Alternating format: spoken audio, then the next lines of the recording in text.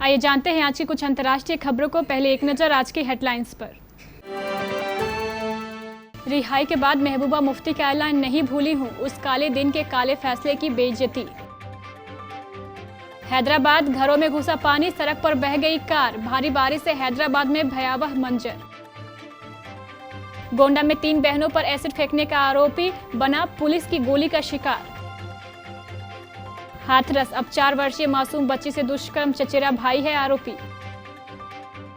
हाथी से बाबा रामदेव के गिरने पर सोशल मीडिया पर कई चर्चाएं। 16वें दिन भी आर्मेनिया और अजरबैजान के बीच जंग जारी। सोने की हाजिर कीमतों में गिरावट, चांदी भी टूटी। काजल अग्रवाल संग मंगेतर ने शेयर की खूबसूरत फोटो। सारा गुरपाल के एविक्शन से नाराज है फैंस। और सीएसके ने रचा इतिहास, आईपीएल में ऐसा कारनामा करने वाली पहली टीम बनी। जम्मू कश्मीर की पूर्व मुख्यमंत्री और पीडीपी प्रमुख महबूबा मुफ्ती को करीब 14 महीने बाद मंगलवार को रिहा कर दिया गया। मंगलवार की रात रिहाई के बाद महबूबा मुफ्ती ने अपना एक ऑडियो संदेश जारी किया और जम्मू कश्मीर के लिए संघर्ष का ऐलान किया।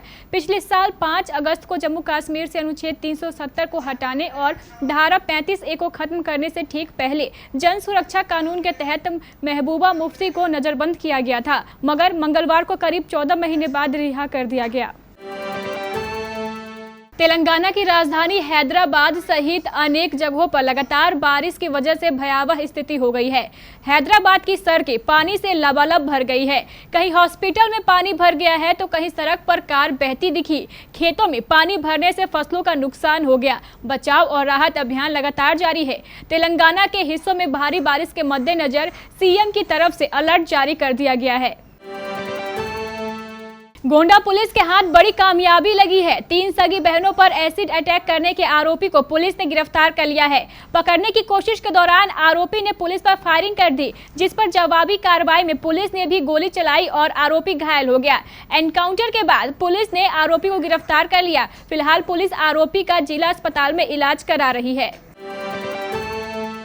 हाथरस क्षेत्र के एक गांव में मंगलवार की रात को एक युवक 4 वर्ष की मासूम बच्ची को टॉफी दिलाने के बहाने अपने घर ले गया और उसके साथ दुष्कर्म किया। बच्ची अन्य बच्चों के साथ उस समय अपने घर के बाहर खेल रही थी। आरोपी युवक रिश्ते में बच्ची का चचेरा भाई है।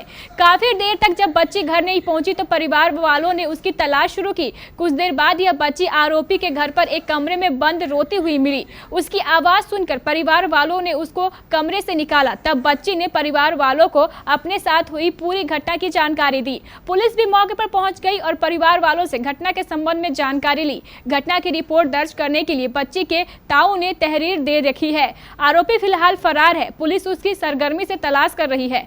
खबर लिखने तक मामले की रिपोर्ट दर्ज की जा चुकी थी।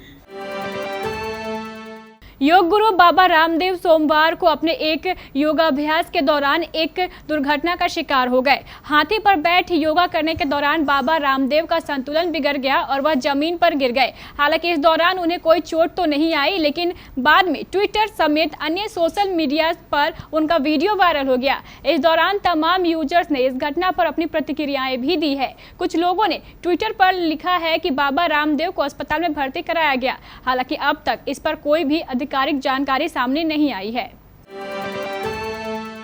आर्मेनिया और अजरबैजान के बीच नागोर्नो काराबाख को लेकर चल रही लड़ाई में मरने वालों की संख्या 600 के पार पहुंच गई है। रूस के नेतृत्व में संघर्ष विराम की घोषणा के बावजूद चल रही लड़ाई में दोनों देशों के सैनिकों और नागरिकों की मौत हुई है।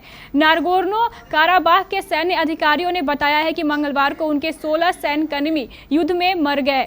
इसके साथ ही 27 सितंबर को हुई लड़ाई में उनके 532 सैनिकों की मौत हो चुकी है। घरेलू सराफा बाजार में मंगलवार को सोने और चांदी दोनों की ही हाजिर कीमतों में गिरावट देखने को मिली है।